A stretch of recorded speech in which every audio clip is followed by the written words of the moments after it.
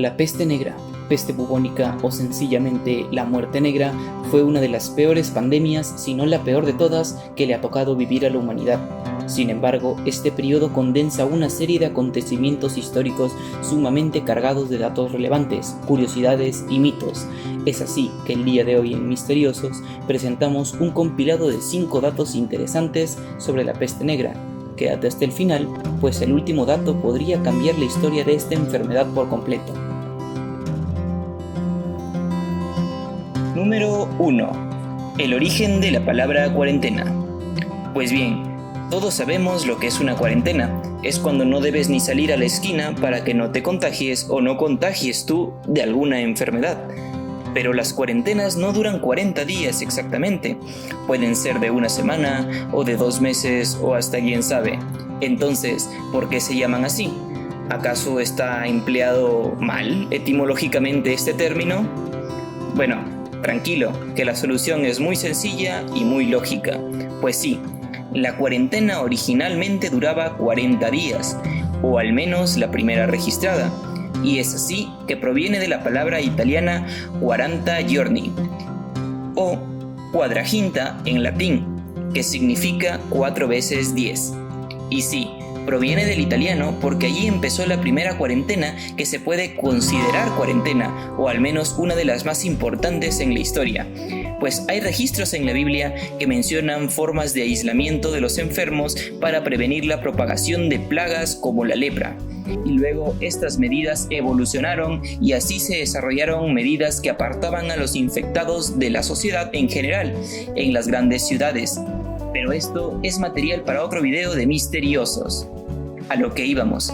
Durante la peste negra, las personas se enfermaban gravemente y eran altamente propensas a contagiar a los que mantuviesen contacto con ellos. La plaga se extendió por toda Europa y por su alto riesgo de mortalidad, Venecia dijo: debemos mantener esta plaga fuera de nuestra ciudad. Y como Venecia recibía un número de comerciantes bastante alto, debido a sus puertos marítimos, se ordenó que las embarcaciones permanecieran aisladas durante mínimo 40 días, antes de poder atracar en la ciudad. Si bien no hay una razón científica para elegir 40 días exactamente, se sabe que casi ninguna enfermedad tiene un tiempo de incubación mayor a 40 días.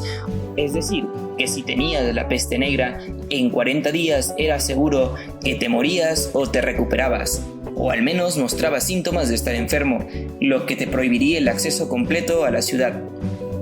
Postdata. Se debe mencionar que durante este periodo algunas ciudades pusieron en práctica treintenas además de las cuarentenas.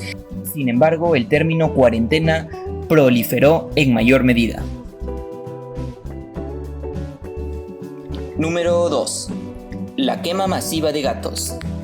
Durante el antiguo Egipto, los gatos eran objeto de adoración por parte de esta civilización. Sin embargo, durante la Edad Media, esta situación dio un vuelco inesperado de 360 grados. Esto se debió a la proliferación del cristianismo como religión principal en la mayoría del mundo. Recordemos que durante la Edad Media, el cristianismo ordenaba un comportamiento sumiso y de obediencia absoluta a Dios. Y siendo honestos, la obediencia y la sumisión son características propias de los canes, mientras que de los gatos nada que ver. Y así fue que una vez empezó la peste, la población lo atribuyó como un castigo divino, por lo que decidieron iniciar una quema masiva de gatos domésticos, principalmente negros, pues creían que estos se relacionaban directamente a la brujería y al satanismo. La idea que afirmaba que los gatos eran malignos y no agradaban a Dios se extendió por toda Europa. Lamentablemente, además de la trágica quema de cientos de miles de felinos, esta práctica provocó que la peste se expandiera aún más, pues los gatos eran los encargados de la caza de las ratas negras, las cuales se creía que transmitían la enfermedad. Sin estos gatos, estas ratas incrementaron su número y pues estas ratas sirven de incubadora y transmisor de la bacteria que causa esta terrible enfermedad, por lo que el número de casos se disparó de forma exorbitante en toda Europa.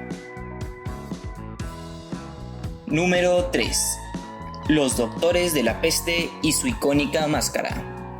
Durante el auge de esta pandemia surgieron unos personajes muy icónicos que al día de hoy seguimos relacionando directamente con esta plaga. Sí, los famosos doctores de la peste, o también conocidos como los doctores de la muerte en algunas zonas del mundo. Estos personajes desde el inicio y con el paso del tiempo fueron reforzando su lúgubre imagen en la mente de las masas. Sin embargo, nuestro conocimiento real sobre esto es muy limitado, o al menos en nuestra gran mayoría. Una pregunta que se nos ha pasado por la mente, al menos en alguna ocasión, es el por qué sus extrañas máscaras. ¿O es que acaso a mí se me ocurren esta clase de preguntas solamente? Bueno, lo que pasa es que dichas máscaras sí tenían una función especial, o bueno, una función en sí. ¿Qué pensabas? ¿Que estaban vacías? Pues no. Las máscaras, con un pico de 15 centímetros de largo, contenían una mezcla de hierbas con supuestas propiedades medicinales y aromáticas. Los doctores de la peste tenían una infundamentada teoría, la cual decía que esas hierbas entremezcladas eran capaces de protegerlos de la peste. Una teoría curiosa que se desprende de las máscaras de la peste es que estas evolucionaron hasta convertirse en lo que hoy llamamos mascarillas, las cuales ahora sí tienen la función para frenar el contagio de enfermedades.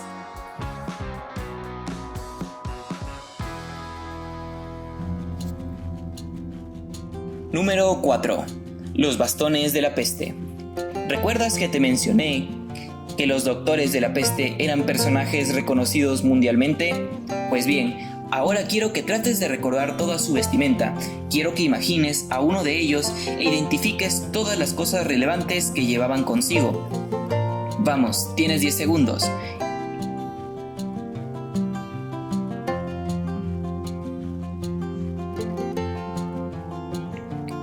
Y bien, hagamos un recuento. Primero están sus túnicas, obviamente, luego su sombrero, luego su icónica máscara, después sus gafas. Algunas veces estas gafas estaban anexadas directamente a la máscara. Y finalmente su bastón.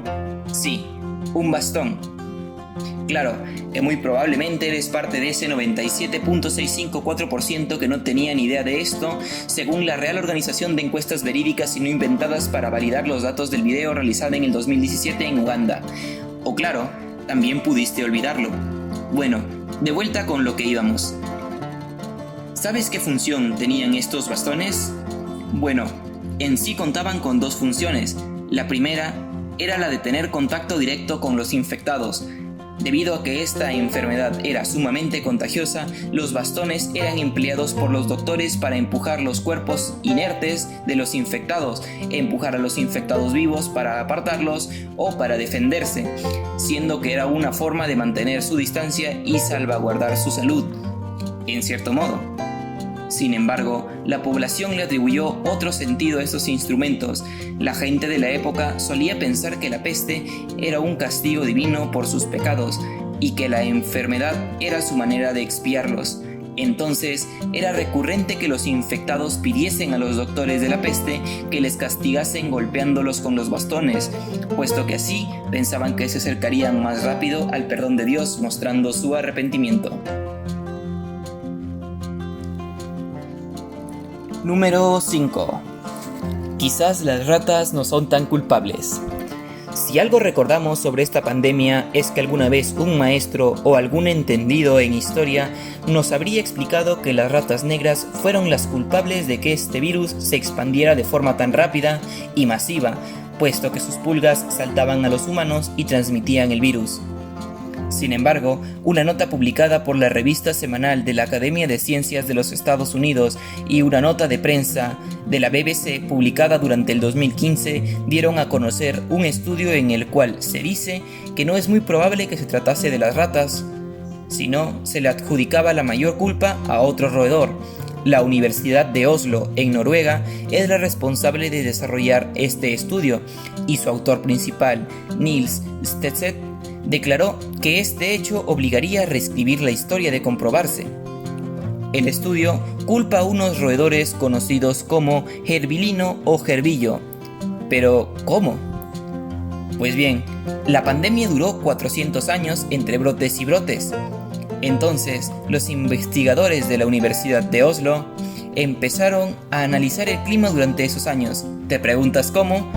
Pues es muy sencillo. o eso dicen. Estudiando los patrones específicos en las cortezas de los árboles, se concluyó que las condiciones climáticas no ayudaban a las ratas y hacían muy improbable que los datos de la pandemia encajaran si la causa principal fueron los roedores. Por otro lado, si los gerbilinos eran los culpables, los datos recabados eran correctos y cuadraban perfectamente. La siguiente fase del estudio consiste en analizar muestras de ADN de antiguos esqueletos europeos para confirmar esta teoría, pero eso es material para otro video. Es así que esta transmisión llega a su fin. El video ha concluido y muchas gracias por acompañarnos. Recuerda suscribirte y darle clic a la campanita para que te enteres antes que nadie sobre nuestro siguiente video. Muchas gracias y nos vemos pronto, aquí en Misteriosos.